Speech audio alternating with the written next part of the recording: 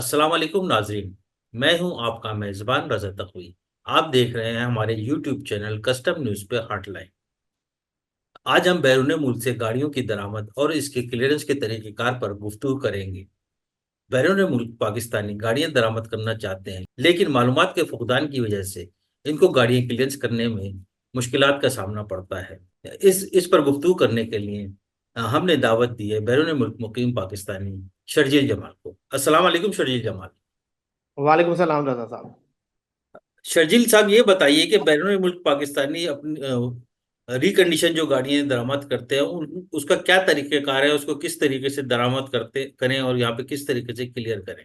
अच्छा जी, बिस्मिल्लाहिर्रहमानिर्रहीम। देखिए, बैरून मुल्क पाकिस्तानी मुख्तलिफ तरीकों से गाड़ियां इंपोर्ट कर सकते हैं। गवर्नमेंट ऑफ पाकिस्तान ने बहुत सारी ऐसी स्कीम्स निकाली हैं जिसके तहत वो गाड़ियां बआसानी इंपोर्ट कर सकते हैं। उसमें सबसे पहली है बैगेज स्कीम, जिसके तहत वो गाड़ियां इंपोर्ट करते हैं। दूसरी स्कीम है गिफ्ट स्कीम, जिसके तहत वो अपने किसी ब्लड रिलेशन को, जो माँ बहन भाई हो, सिर्फ उसको वो गिफ्ट कर सकते हैं। और तीसरी है वो ट्रांसफर ऑफ रेजिडेंस के थ्रू, अगर वो अपना रेजिडेंस चेंज करना चाहते हैं और वो जैसे इमिग्रेंट हुए थे पहले और बाद में वो वापस आना चाहते हैं और उनकी इस्तेमाल में कोई गाड़ी है, या वो कोई नई गाड़ी या कोई ऐसी गाड़ी जो वहां पे वो लेके आना चाहते हैं, वो भी ले आते हैं। और कुछ जगह पे जो टेम्पररी लोग आते हैं, जो पाकिस्तान में विजिट करने आते हैं, वो भी पाकिस्तान में बगैर ड्यूटी एंड टैक्सेस के गाड़ी ला सकते, मगर वो सिर्फ टेम्पररी के लिए होगा। बाकी सब में आपको ड्यूटी एंड टैक्सेस भरनी पड़ेंगी। अच्छा, ये बताएं कि ये बैरून मुल्क मुकीम पाकिस्तानी कितने साल पुरानी गाड़ी दरामद कर सकते हैं। जी, दो इसके अंदर जो है कैटेगरीज हैं। एक ये है कि आप कोई 5 साल पुरानी गाड़ी इंपोर्ट कर सकते हैं जो कि बड़ी हो, और जो छोटी गाड़ियां हैं वो 3 साल पुरानी। बड़ी और छोटी गाड़ियों को इस तरह किया जाता है, जो गाड़ी बड़ी जिसको आप कह सकते हैं जिनमें 5 डोर्स हो, या ऐसी गाड़ी जो लैंड क्रूजर हो, जीप हो, या बड़ी जिसको आप 1300 सीसी से अबव या 1600 सीसी से अबव आप गाड़ी कह सकते हैं, उस गाड़ी को 5 साल है। और जो छोटी गाड़ियां हैं उनमें जैसे सुजुकी है, टोयोटा है, या कोई ऐसी गाड़ी है जो सीडान जिसको हम कहते हैं, जो जीप मॉडल में नहीं होती या क्रॉस ओवर नहीं होती, वो जो है आप 3 साल के लिए इंपोर्ट कर सकते हैं, 3 साल पुरानी इंपोर्ट कर सकते हैं, सॉरी। अच्छा, ये गिफ्ट स्कीम और बैगेज स्कीम में क्या फर्क है। देखिए, गिफ्ट स्कीम का ये है कि गिफ्ट स्कीम में आपके ऊपर एक कंडीशन होती है कि कोई भी बैरून मुल्क पाकिस्तानी खुद नहीं आ रहा, वो अपने किसी रिश्तेदार को वो गाड़ी भेजना चाहता है। उसने अपनी इनकम की और अपने माँ बहन भाई या किसी भी ऐसे ब्लड रिलेशन को, बीवी को, वो गाड़ी भेजना चाहता है बेटे को, कि जी आप गाड़ी ले भेज रहा हूं, तो वो गिफ्ट स्कीम को अवेल कर सकता है। तो वो भी गिफ्ट स्कीम के थ्रू भेज देते हैं, उसमें आपको ट्रैवल करने की जरूरत नहीं है।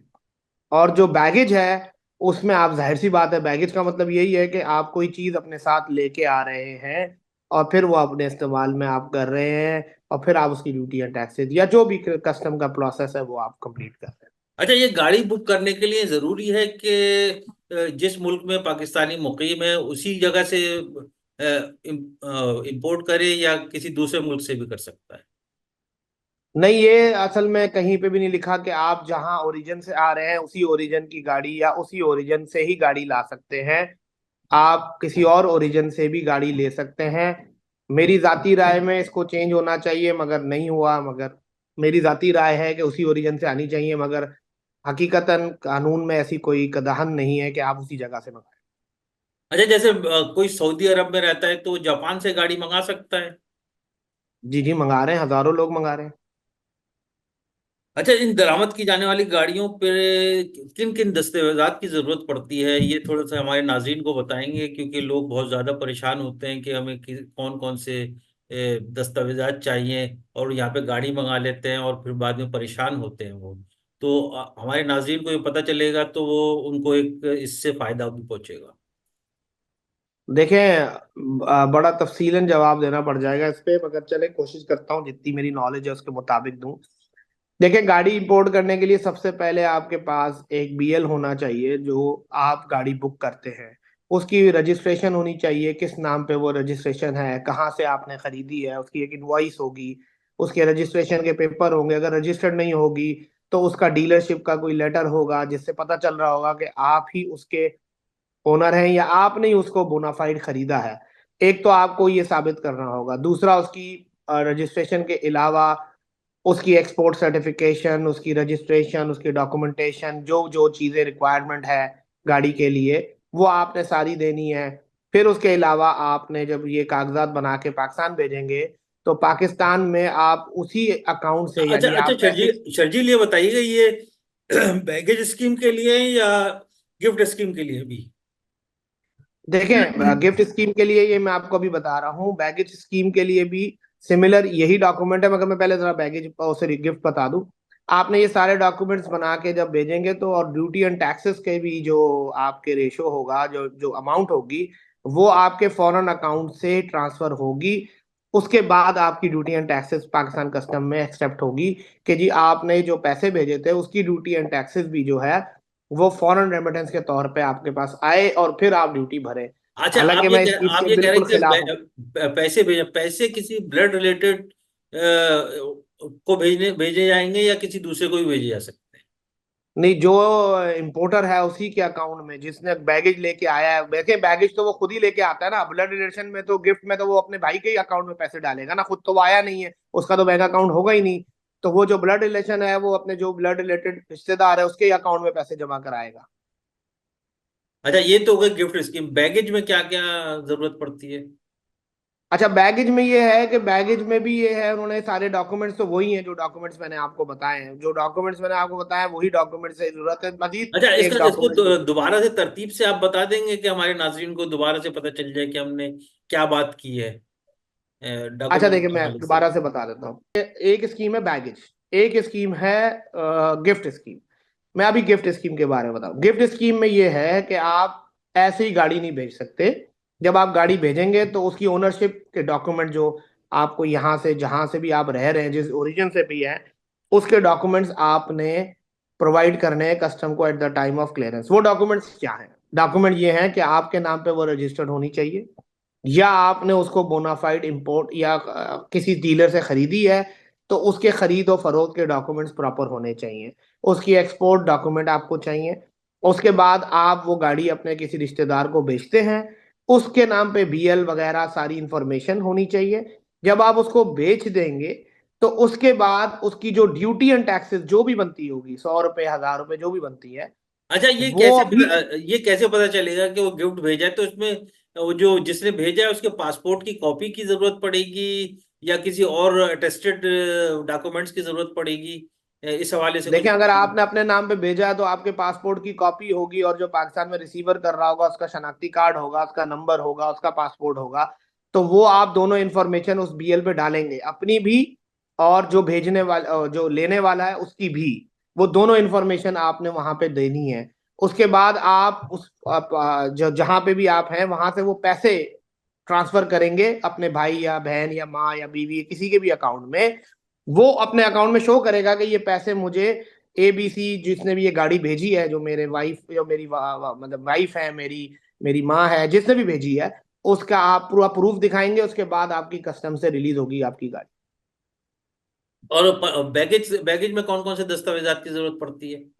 अच्छा, बैगेज का मतलब मैं बताऊं। देखिए, बैगेज तो ये है ना कि आप खुद बैगेज ट्रैवल और कर एक रहे हैं। और है तो टी जब आप आर टी आर दो टीआर है। और बैगेज दोनों में आप खुद ट्रैवल कर रहे होते हैं। इसका अच्छा। मतलब ये होता है कि आप किसी एक ओरिजिन से दूसरी ओरिजिन गए, आपका एक सर्टेन टाइम कंप्लीट हुआ जो 2 साल है या उससे जायद है, तो आप टीआर पे क्वालिफाई करेंगे। अगर 2 साल से कम है तो आप टीआर क्वालिफाई नहीं करेंगे। अब आप किसी जगह से आप गए, उसमें सर्टेन बेनिफिट आपको हैं 2 साल वाले में, और 2 साल से कम में आपको सर्टेन ड्यूटी टैक्सेस का रिलीफ मिलता है। तो वो ड्यूटी टैक्सेस के रिलीफ का मसला है। प्रोसीजर दोनों का सेम है। सेम ये है कि आप खुद गए तो आपने अपने नाम पे इंपोर्ट किया, तो आपका नाम, आपका पासपोर्ट, आपके इंफॉर्मेशन जो आपने लेके गए, फिर आप कहाँ से आ रहे हैं, किधर जा रहे हैं, कहाँ पे क्या रहे थे, ये गाड़ी आपके नाम पे रजिस्टर्ड थी या नहीं थी, आपने कहीं और से खरीदी उसके डॉक्यूमेंट, और वो सारा आपने कि आपने अपना सारा बैंक अकाउंट से सारा ट्रांजेक्शन किया, ये सब आपको प्रूफ देना होगा। साथ साथ जब आप यहाँ आएंगे तो आप अपने अकाउंट से पाकिस्तानी अकाउंट में भी पैसे ट्रांसफर करेंगे ड्यूटी भरने के लिए। तो वो पैसे भी आप बताएंगे कि जी ये पैसे मैं ही लेके आया हूँ बाहर से, और अब मैं यहाँ से पैसे भर रहा हूँ और ये मैंने भर दिया, तो वो कस्टम आपको ड्यूटी रिलीज कर देगी। बैगेज और टीआर स्कीम में सिर्फ फर्क ये है कि कस्टम की कुछ रिलैक्सेशन है, ड्यूटी एग्जम्पशंस हैं, जो आपको बेनिफिट और रिलीफ मिलता है। उसका टाइम पीरियड को कैलकुलेट में दो दो नाम है, एक बैगेज है एक टीआर है। तो टीआर में ज्यादा रिलीफ है, ज्यादा ड्यूटी आप बचा सकते हैं, बैगेज में कम रिलीफ है, आप ड्यूटी कम बचा सकते अच्छा अच्छा, बाद औकात ऐसा होता है कि जैसे कोई पाकिस्तान आया, पाकिस्तान से गाड़ी उसने दरामद की उसने, उसके बाद उसका जाने का टाइम आ गया लेकिन गाड़ी क्लियर नहीं हुई। ऐसी सूरत में क्या होता है कि पासपोर्ट तो साथ लेके जाएगा, कस्टम में नहीं छोड़ सकता, तो ऐसी सूरत में क्या करेगा वो? हैं। अच्छा, अगर आप मुझसे पूछें तो जब वो गाड़ी लेके आ रहा है एज अ बैगेज, तो क्या वो उसको बेचने के लिए ला रहा है? अगर वो उसको बेचने के लिए ला रहा है और उसने 1 महीने के लिए इस्तेमाल करनी है, तो उसे बैगेज स्कीम नहीं नहीं नहीं नहीं, पूछते हैं। आप मेरा सवाल नहीं समझे। मैं कह रहा हूँ कि पाकिस्तानी आया यहाँ पे, आया यहाँ उसकी पे, उसकी गाड़ी क्लियर होने में 2 महीने लग गए, मगर उसकी 2 महीने लग गया, दो दो महीने बाद महीने उसे लग गए, वापस दो जाना महीने था। उसकी छुट्टी खत्म हो गई, अब उसको वापस जाना है, तो तो वो गाड़ी गाड़ी लाया क्लियर क्यों कैसे है, ये होगी? मेरा सवाल है। नहीं यही नहीं तो मेरा नहीं सवाल है, वो गाड़ी क्यों लाया? दो नहीं महीने के लिए उसे गाड़ी लानी है, तो एक और स्कीम है ना, उसको कहते हैं एटीए कार ने। नहीं नहीं नहीं, आप मेरा सवाल समझे नहीं शायद। मैं ये कह रहा जी। हूँ कि पाकिस्तान आया वो, और उसने अपने घर वालों के लिए गाड़ी लाया, किसी के भी लिए लेके आया, वो यहाँ हम्म। पे आया, उसको 2 महीने का टाइम गुजर गया, गाड़ी क्लियर नहीं हुई, तो ऐसी सूरत में वो तो पासपोर्ट साथ लेके चले आएगा, तो कोई कस्टम में ऐसी रिलैक्सेशन है कि वो नहीं, इसका मतलब पासपोर्ट? यही हुआ ना कि ये तो कस्टम ने सही रिलीज नहीं की ना। इसका मतलब ये है कि वो बैगेज पे क्वालिफाई नहीं कर रहा है। इसका मतलब वो साथ अपने लेके तो आ रहा है गाड़ी, मगर वो अपने इस्तेमाल में नहीं करना चाहता। वो उसको किसी और के हैंड ओवर करना चाहता है, जो भी है, रिश्तेदार है जो भी है। तो जो रिश्तेदार या किसी के भी हैंड ओवर करना चाह रहा है, उसके लिए तो गिफ्ट स्कीम ऑलरेडी मौजूद है। तो वो गिफ्ट स्कीम क्यों नहीं फॉलो कर रहा? वो बैगेज कर रहा है और फिर वो लेके जा रहा है और फिर वो चला जाता है। मेरे हिसाब से तो वो फिर बोनाफाइड बैगेज क्लेमंट नहीं है। मगर कस्टम ने इसका भी हल निकाला कि अब वो हर एक के नियत पे क्यों शक करें। तो उन्होंने कहा जी आप अंडरटेकिंग दे दें, आप कोई ऐसी डॉक्यूमेंट दे दें जिससे ये प्रूफ हो जाए कि आपने रिलीफ कर दिया है या आप चले गए हैं। तो क्या आपके पास सबूत है? वो फिर मुख्तलिफ चीजें कस्टम उनसे मांगती है, जिसमें वो प्रोवाइड करते हैं, तो वो गाड़ी रिलीज हो जाती है। मगर अगर आप मुझसे मेरी जाती राय पूछें, मेरी जाती राय के मुताबिक तो वो आदमी मेरे हिसाब से क्वालिफाई नहीं करता बैगेज स्कीम के तहत, जबकि उसके पास दो और स्कीमें मौजूद हैं। इसीलिए मैं आपके तवज्जुह से उन लोगों को बताना चाह रहा हूँ कि वो इस किस्म के झांसे में ना आए। वो एटीए कारने को इस्तेमाल करें, एटीए कारने को हासिल करें, जहां से वो गाड़ी लेके आ रहे हैं। वो 1 महीने के लिए लाए, 2 महीने के लिए लाए, 4 महीने के लिए लाए, 1 साल से कम अरसे में जितने महीने के लिए भी वो लेके आना चाहते हैं वो लाएं, और बगैर ड्यूटी के, कोई ड्यूटी ना भरे, और गाड़ी कराची में चलाएं, पाकिस्तान में चलाएं, किसी शहर में भी चलाएं, और उसके बाद उसको वापस ले जाएं जब उसे वापस जाना हो। मैं ये कह रहा था कि जो गाड़ी दरामद करते हैं, वो कितने साल में एक गाड़ी दरामद कर सकते हैं? कितने साल के बाद, यानी कि वहां पे रह रहे हैं, कितने साल के बाद वो गाड़ी एक अपने लिए ला सकते हैं बैगेज सिस्टम में? बैगेज सिस्टम में तो देखें, 1 साल से ज्यादा अगर आप रह रहे हैं किसी भी मुल्क में, वो अपनी गाड़ी लेके आ सकता है। अच्छा, ये जो गाड़ियां दरामद की जाती हैं, इन पे ड्यूटी टैक्सेस किस तनासब से लिया जाता है, ये अगर हमारे नाजरीन को बता दें तो। असल में देखें, अब ये भी एक ऐसी चीज है जो, अगर आप मेरी राय पूछें तो मुझे तो वो तनाजुब ही ठीक नहीं लगता। मेरे हिसाब से जो ओरिजिनल प्राइस है उस पे ड्यूटी एंड टैक्सेस लेने चाहिए।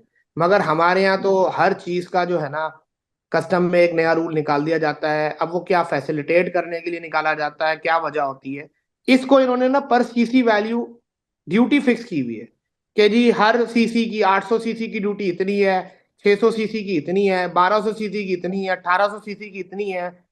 तो तो उसको लोग, कम से कम कितनी ड्यूटी आ जाती है? जैसे 1200 सीसी की गाड़ी है, तो उस पर कितनी ड्यूटी आ जाती है? 30 लाख, 40 लाख, कितनी आ जाती है?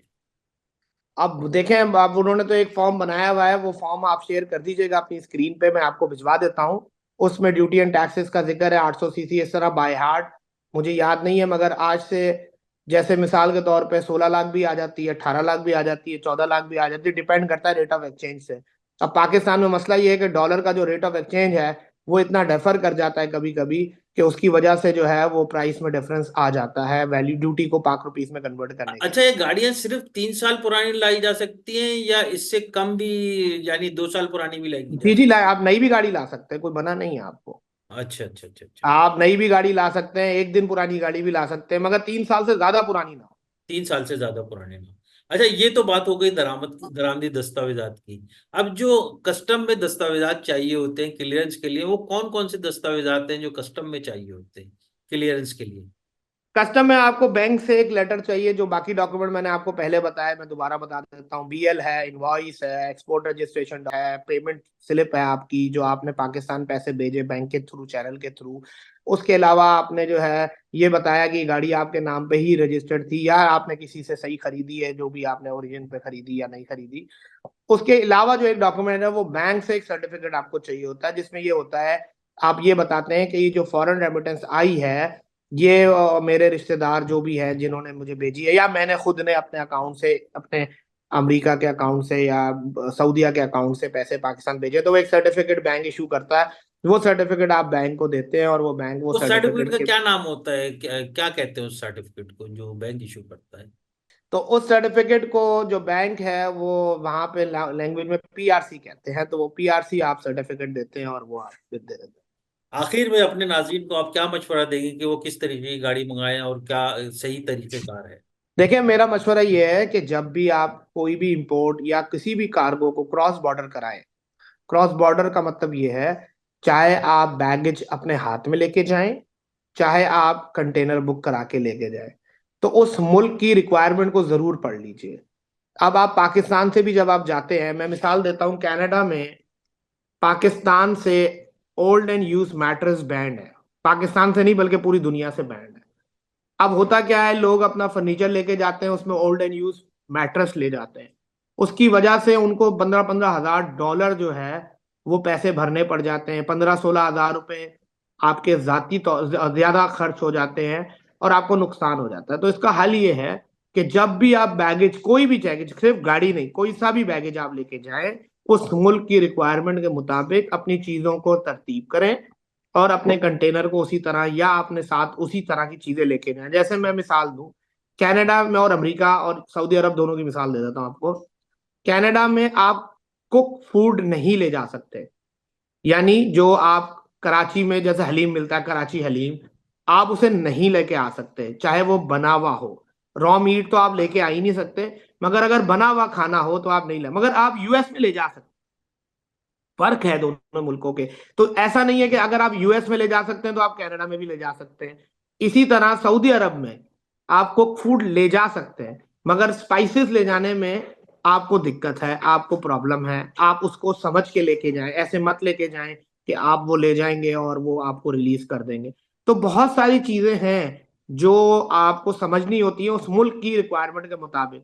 तो अच्छा, हमेशा गाड़ियों के हवाले से बताएं कि क्या? गाड़ियों में भी यही है ना। अब आपको मैं बताता हूँ, यहाँ पे विंटेज कार नहीं आ सकती। ठीक है जी, आप अगर पुरानी गाड़ी जो आपके पास 1 लाख रुपए की है और आप वो लेके आना चाहते हैं विंटेज कार, तो वो आपको एक सर्टेन टाइम पीरियड के बाद विंटेज कार इंपोर्ट अलाउ नहीं करते। उसके लिए आपको बहुत सारे सर्टिफिकेट्स की रिक्वायरमेंट होती है। इसी तरह पाकिस्तान में आप कोई गाड़ी मंगा रहे हैं, वो गाड़ी नई है, तो नई के डॉक्यूमेंटेशन थोड़े डिफरेंट हैं, पुरानी है उसके डिफरेंट हैं, आपके नाम पे रजिस्टर्ड है, वो आप एक्सपोर्ट करना उसके अलग हैं। तो मैं वही समझा रहा हूं कि चाहे आप गाड़ी लेके जाएं, बैगेज लेके जाएं, कोई भी सामान लेके जाएं, उस मुल्क के रूल्स और रेगुलेशन को एक दफा पढ़ लें। अगर आप नहीं पढ़ सकते, आपके पास इतना टाइम नहीं है, तो लाइसेंस कस्टम ब्रोकर से रब्ता करें। आप आम फेसबुक पे, गूगल पे जो लोग बैठे हैं उनसे राब्ता ना करें। जो लोग licence customs office, licence customs brokers हैं, आप उनसे ही राब्ता करें, उनसे पूछें, वो आपको सही गाइड भी देंगे और कल को आप उनको रोक भी सकते हैं। अदरवाइज आपने एक्स वाई जी किसी आदमी से पूछा, जी मैं करता हूं, मैं फ्रेट फॉरवर्डर हूं, मैं कस्टम का काम करता हूं, वो ये काम नहीं समझ सकते, क्योंकि बड़ा कॉम्प्लेक्स किस्म का ये काम होता है। इसमें बहुत छोटी छोटी रिक्वायरमेंट्स होती हैं, किसी एक रिक्वायरमेंट की वजह से आपकी कॉस्ट डबल हो जाती है और आपको देर हो जाती है। जैसे आपने बताया 2 महीने से एक कंसाइनमेंट रिलीज नहीं हो रहा किसी का, अगर कोई उसे बता दे कि भाई तू एटीए कारने पे ले आ, तुझे ड्यूटी भी नहीं देनी पड़ेगी, तो वो 2 महीने रुके ही ना, 1 महीने, एक ही दिन में चला जाए, गाड़ी उसकी रिलीज हो जाएगी। मगर अगर वो गाड़ी इंपोर्ट कर रहा है, उसको पासपोर्ट भी चाहिए, उसको ये भी चाहिए, तो वो सारी चीजें फिर उसे फॉलो करनी पड़ेंगी। और अगर वो कोई बात छुपा भी रहा है, जैसे पाकिस्तान में गाड़ियों के काम में ये बहुत होता है कि लोग पासपोर्ट को मिस यूज करते हैं, तो वो मिस यूज करने के लिए कस्टम चेक बैलेंस करती है कि कहीं मिस यूज तो नहीं हो रहा। अच्छा अच्छा, ये बताइए कि जो गाड़ियां जब दरामद की जाती हैं, बाज औकात लोग गाड़ियां 3 साल के बजाय 3 साल 1 महीना हो जाता है, तो उसको किस तरीके से मैनेज किया जाता है? कुछ रिलैक्सेशन होती है दीदी, कस्टम इंपोर्ट ने? पॉलिसी में ये रिलैक्स इंपोर्ट पॉलिसी में ऑलरेडी ये रिलैक्सेशन है कि डेट ऑफ बीएल से आपको, देखें अब होता क्या है, एक मुल्क से आपने एक गाड़ी भेजी, उसमें लग गया आपको 1 महीना, आपका 3 साल 1 महीना हो गया। तो वो इंपोर्ट पॉलिसी में ऑलरेडी रिलैक्सेशन है कि डेट ऑफ बीएल, या आपने कोई कॉन्ट्रैक्ट है आपका, आपने गाड़ी पहले खरीद ली, शिप नहीं हुई, तो वो सब किस्म के डॉक्यूमेंट आप दिखाएंगे, तो आपको रिलैक्सेशन मिल जाएगा। वो जो सर्टेन टाइम पीरियड आप वेवर मांग रहे हैं कि जी मेरी 1 महीने पुरानी हो गई या 3 महीने, मगर वो 3 साल पुरानी ना हो जाए। ऐसा ना हो कि आप एलसी दिखा रहे हो 3 साल पुरानी और फिर 6 साल पुरानी गाड़ी लेके आ रहे हो, ऐसा नहीं है। एक सर्टेन टाइम पीरियड है कि आपका ट्रांजिट टाइम कवर हो जाए, कोई स्टोरेज आपने दी, आपके पास टाइम नहीं था, आप आ गए थे और फिर एक स्टोरेज कंपनी ने या किसी कंपनी ने आपको ट्रांसफर कर दी, उसमें महीना 2 महीने लग गए, तो इस किस्म की रिलैक्सेशन आपको मिल जाती यानी कि महीने 2 महीने की रिलैक्सेशन मिल जाती है गाड़ियों की इंपोर्ट है, पर? लेजिटिमेट मिलती है ना। आप फर्ज करें अब मैं मिसाल देता हूँ ना, अब आप एक मुल्क है, बहुत दूर है, उधर से गाड़ी आने में ही कम से कम 65 डेज लग जाते हैं, या बहुत ऐसे दिन लग जाते हैं, और बीच में कस्टम ने वहां एक्सपोर्ट पे रोक ली गाड़ी, आपको प्रॉब्लम दे दी, आपके पास कोई डॉक्यूमेंट नहीं था, आप ट्रैवल कर रहे थे, आपके पास रिक्वायरमेंट पूरी नहीं थी, फिर आपने एक सर्टन टाइम पे आके वो रिक्वायरमेंट पूरी कर दी, तो महीना 2 महीना 3 महीने आपको लग गए, तो इतनी रिलैक्सेशन कस्टम दे देती है। इतने बुरे नहीं है हमारे कस्टम वाले, दे देते रिलैक्सेशन। अच्छा शर्जील जमाल, हमारे प्रोग्राम का वक्त खत्म हो रहा है। अगले हफ्ते हम फिर मिलेंगे फिर एक नए टॉपिक के साथ। हमें इजाजत दीजिए। अल्लाह हाफिज। शुक्रिया।